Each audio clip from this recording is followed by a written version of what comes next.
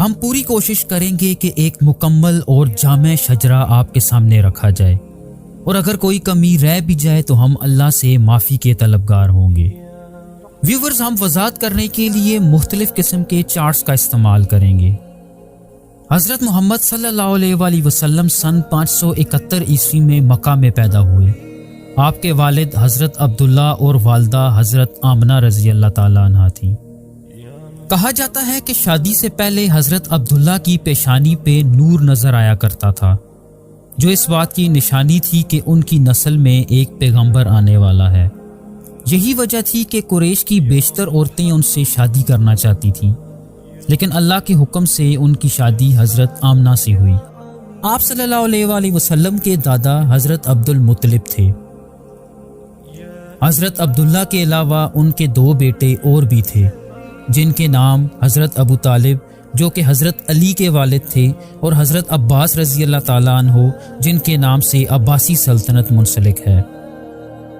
حضرت عبد المطلب نے ابرہہ کے خلاف اعلان جنگ کیا تھا، جو کہ اپنی ہاتھیوں کی فوج کے ساتھ خانہ کعبہ کو ڈھانے آ رہا تھا۔ اس کے علاوہ زمزم کا کنواں جسے قبیلہ جرہم نے بند کر دیا تھا، حضرت عبد المطلب نے اللہ کی طرف سے خواب میں اشارہ ملنے پہ دوبارہ کھودا تھا۔ حضرت عبد المطلب سے پیچھے حضرت ہاشم آتے ہیں، جو آپ صلی اللہ علیہ وآلہ وسلم کے پردادا تھے۔ ان کا اصل نام عمرو تھا، اور بعد میں انہوں نے اپنا نام ہاشم رکھا تھا، جس کا مطلب ہوتا ہے بھوکوں کو کھانا کھلانے والا، اور اسی نام سے آپ صلی اللہ علیہ وآلہ وسلم کا خاندان بنو ہاشم کہلاتا ہے۔ خاندان بنو ہاشم عرب کے قبیلہ قریش سے تعلق رکھتے تھے۔ حضرت ہاشم سے اوپر حضرت عبد مناف آتے ہیں۔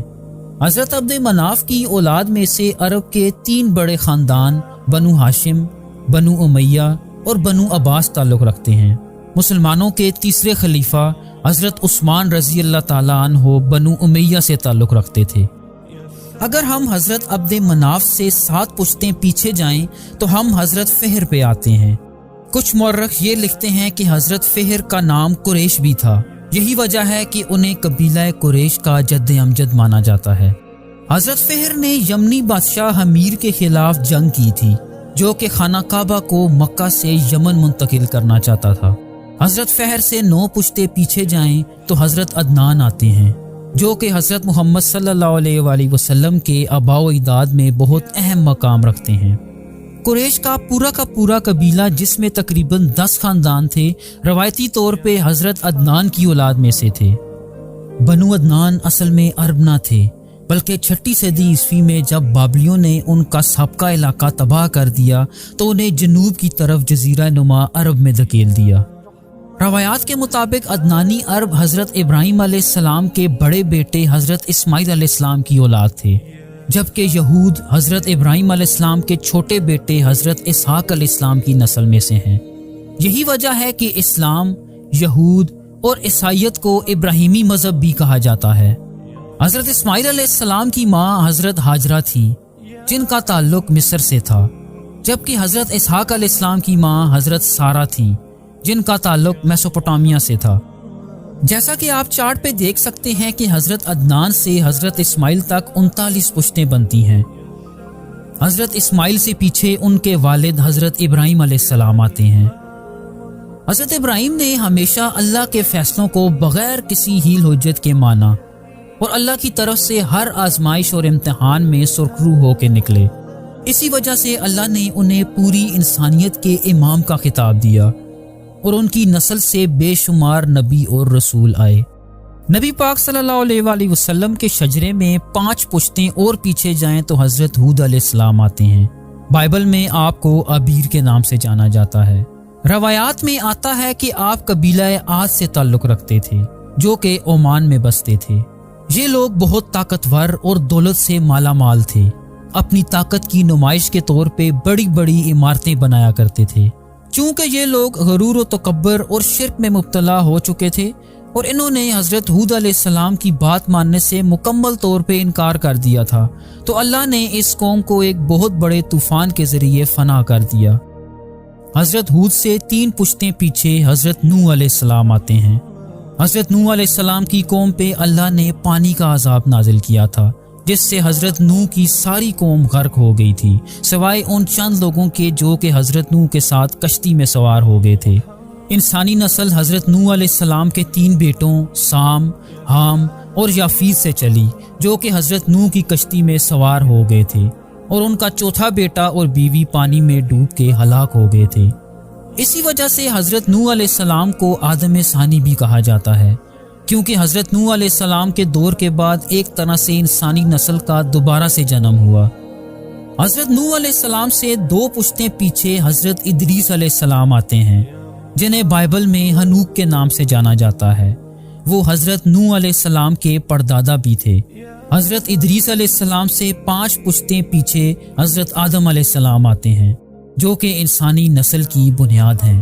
حضرت آدم علیہ السلام کے 2 بیٹوں قابیل اور حابیل میں تفرقہ پیدا ہوا، جس وجہ سے قابیل نے اپنے چھوٹے بھائی حابیل کو قتل کر دیا۔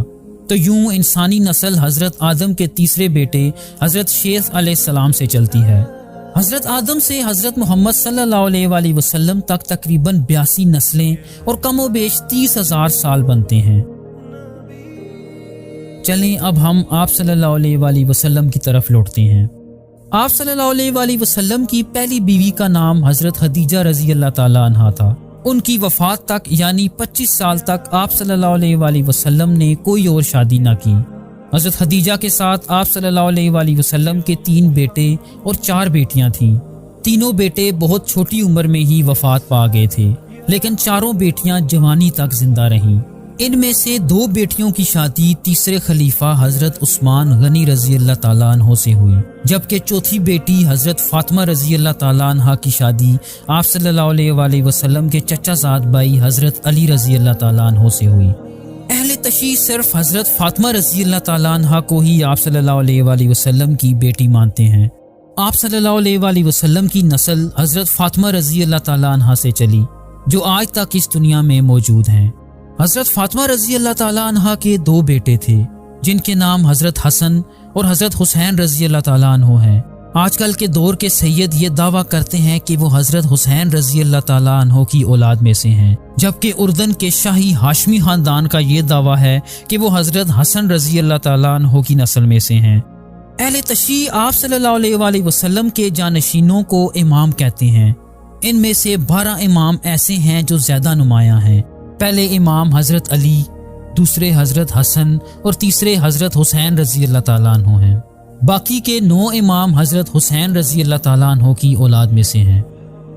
سنی عقیدے کے مطابق آپ صلی اللہ علیہ وآلہ وسلم کی جانشینی خلفائے راشدین نے کی، جن میں سے پہلے 2 خلفاء آپ صلی اللہ علیہ وآلہ وسلم کے قریبی ساتھی حضرت ابوبکر صدیق اور حضرت عمر فاروق رضی اللہ تعالیٰ عنہ تھے۔ یہ دونوں آپ صلی اللہ علیہ وآلہ وسلم کے سسر بھی تھے۔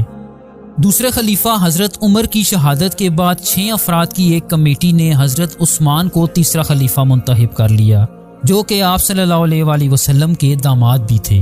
آپ چارٹ پہ دیکھ سکتے ہیں کہ بنو ہاشم اور بنو امیہ حضرت عبد مناف کی اولاد میں سے تھے۔ تیسرے خلیفہ حضرت عثمان رضی اللہ تعالیٰ عنہ کی شہادت کے بعد پہلا فتنہ شروع ہوا اور مسلمانوں میں خانہ جنگی شروع ہو گئی۔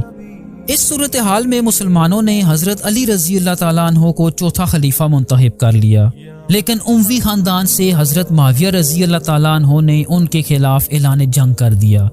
بالآخر حضرت علی رضی اللہ تعالیٰ عنہ کو شہید کر دیا گیا، اور ان کے بعد ان کے بیٹے حضرت حسن رضی اللہ تعالیٰ عنہ حضرت معاویہ کے حق میں دستبردار ہو گئے اور حکومت انہیں دے دی، جس کے نتیجے میں بنو امیہ کا دور حکومت شروع ہوا اور اگلے 90 سال تک حکومت انہی کے پاس رہی۔